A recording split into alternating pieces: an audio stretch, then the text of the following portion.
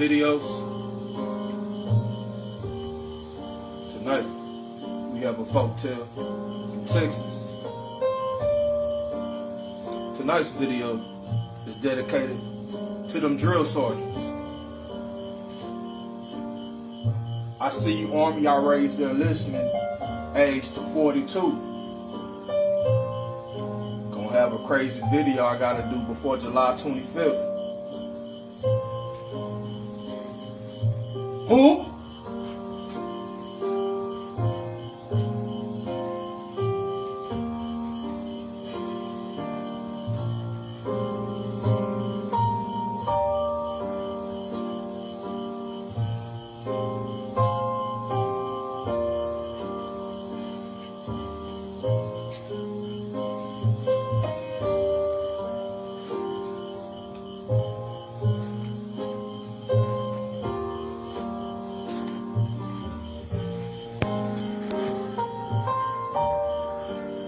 Just tired of the chatter. Too much talking.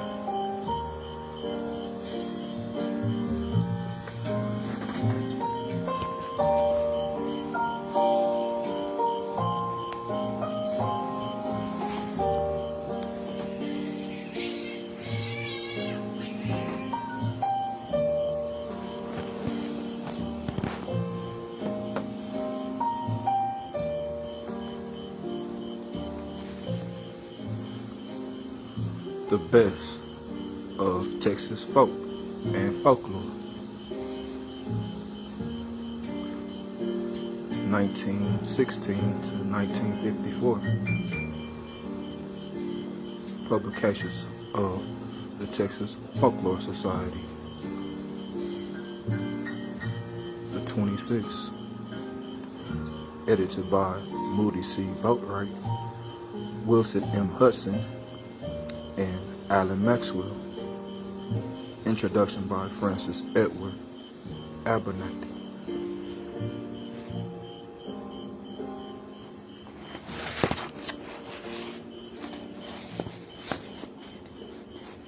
We're here on page 322. Pipeline Diction.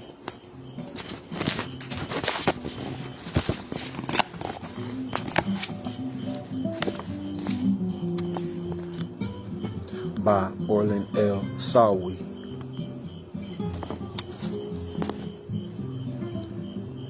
As in many other industrial fields, the pipeliner is gradually being pushed into the background by ever-developing machinery, which takes the place of manual labor.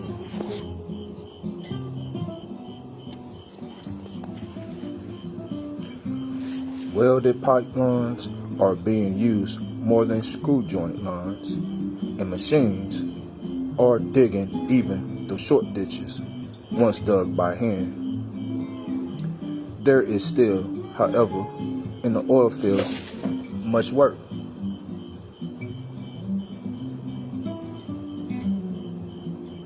That can be done only by hand. And there's still several pipeline companies near Corpus Christi that regularly employ pipeline maintenance men.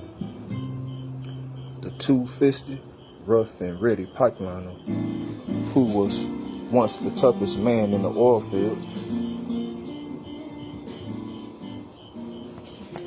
now seems to be found mostly in legend. He has been replaced by the farm boy who plans to settle down ultimately on a small farm and take it easy, or by disappointed college men.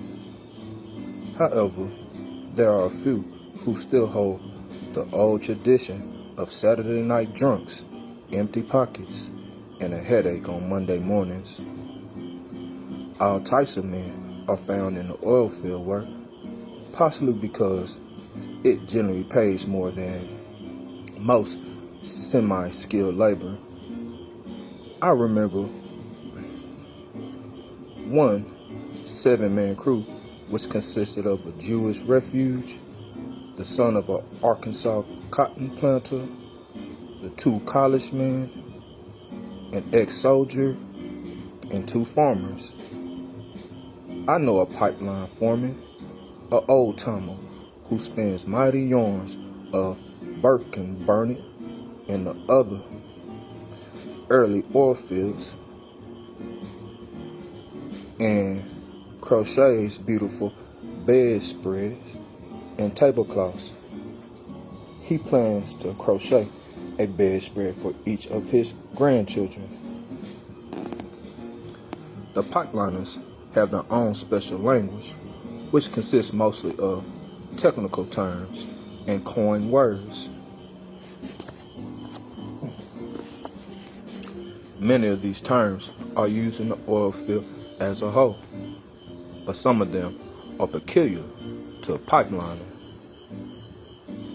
The pipeline maintenance crew, whether it consists of 2 men or 20, is invariably called the gang.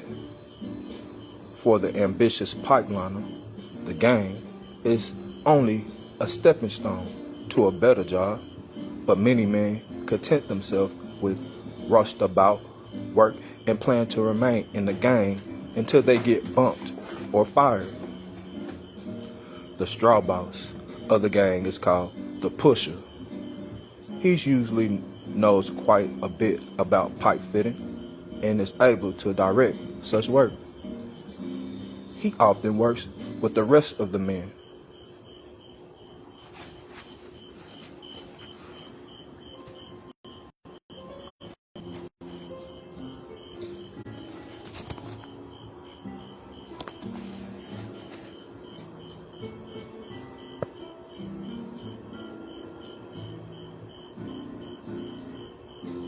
Especially if the gang is shorthanded.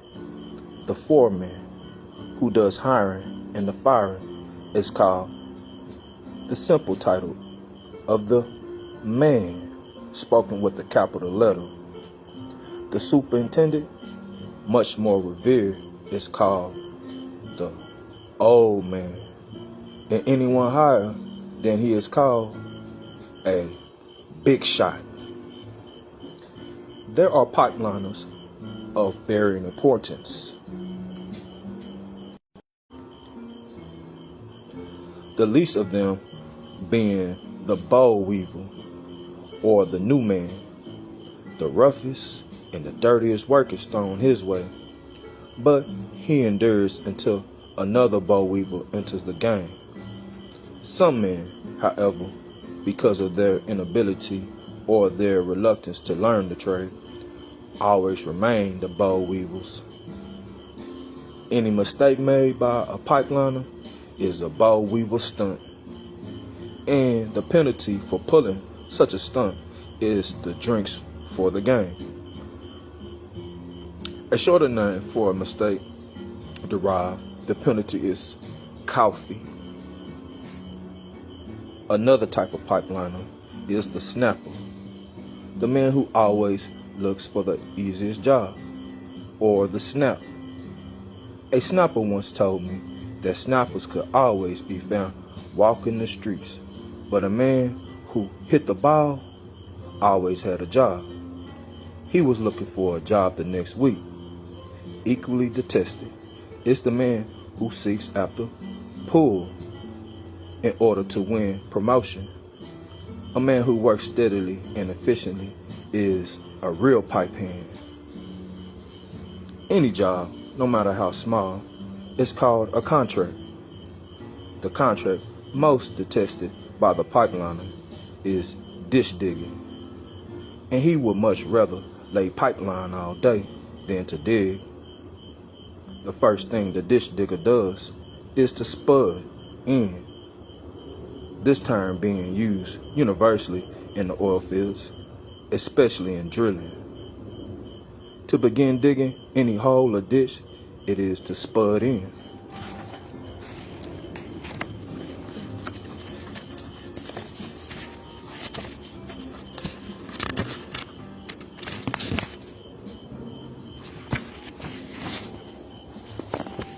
The tools used by the ditch digger are the long-handled shovel and the sharpshooter, a center-bladed digging spade with a short handle. The first layer of the ditch is dug with a sharp shooter, and the dirt that is left is crumbled or doodled out with the shovel, and the ditch is left clear of dirt. In especially hard ground, a pick is used. Another contract, less distasteful to the pipeliner, is the repairing of the pipeline leaks. When the line walker spots fresh oil near a pipeline, the gang is sent to find the leak. The man who finds it says he has got production. A clamp is usually placed on the leak, but sometimes it is patched by an electric welder. The laying of the screw joint line is an interesting procedure. The joints of the pipe have threads on each end, and both ends are screwed into a collar, the name used to designate the simplest form of union. The collar is usually already screwed firmly on one joint of the pipe, the end of which is raised from the ground and placed on the lazy board, a square piece of lumber with broken spade handle attached for convenience, and carrying the stabber. Fits a small pipe wrench in one hand of the joint of the pipe which is to be rolled in, and the other end of the joint is placed in the collar.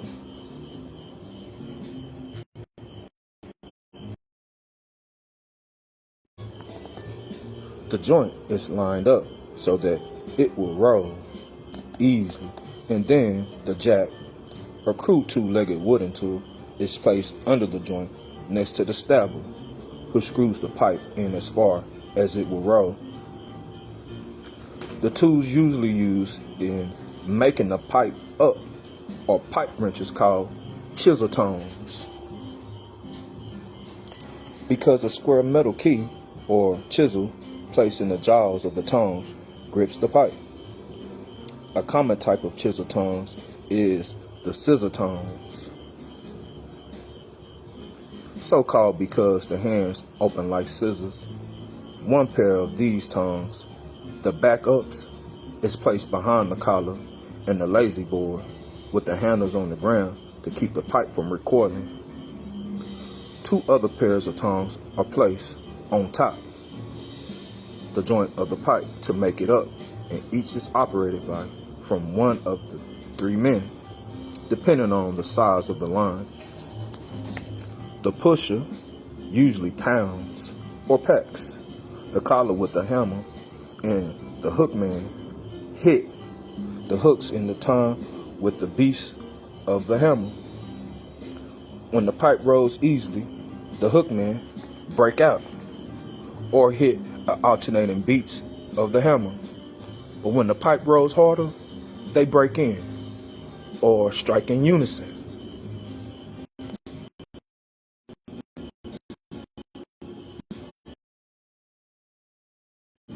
When the pipe is made up, the collar packer rings them off, and the whole gang moves on to the next joint. A pipeline gang usually consists of the backup man, the collar pounder, who is also the lazy board man, the hook hitters, the jack man, the stabber, and 2 or 3 men who manhandle the joints of the pipe and spell off or relieve the other men. Every man in the gang is usually capable of handling any job. If there is more than one man on each pair of hooks, the one on the end of the handles is called the hook pointer. There are usually connections to be made in the laying of the line, possibly in the tying in of a battery, a group of small field tanks near the well. Other tools used in connection with are chain tongs and various pipe wrenches. The gripping of the chain tongs is done by the chain which fits around the pipe. They hold much better than chisel tongs and are easily adapted to the size of the pipe. The chisel tongs are easier to handle. The pipe wrenches are spoken and according to their length in inches 24, 36, or 48. If a connection is unusually hard to make up or loosen, a short piece of pipe called a cheater is placed on the end of the wrench, so there will be more leverage. In loosening a connection, the man using the wrench will sometimes take it off, fitting and remark that it should be handy, meaning that it should be loose enough to be taken off by hand. His companion will try it, and if it is too tight, will remark, "You pulled it green, bud." It may be handy for Paul Bunyan, but not for me. This is a favorite expression among pipeliners, and any job too difficult for a man to do is considered a good one for Paul Bunyan, strong man of the oil fields, and pipeliner deluxe. Strangely enough, the doghouse is a place where the pipeliner likes to best to be. There are two meanings to this expression.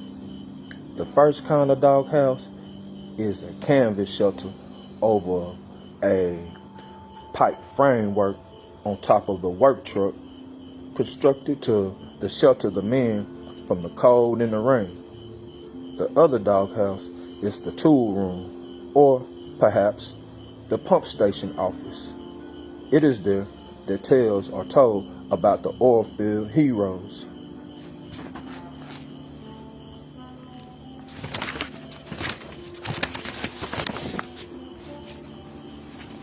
The greatest of all is Paul Bunyan, and about former contractors, which are always larger than those held now.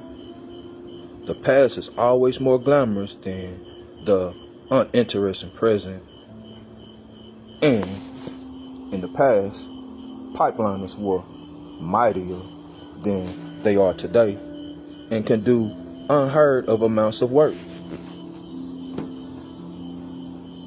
It is in the doghouse that the pipeliner becomes a superman, loath to return to his everyday task of keeping the oil flowing.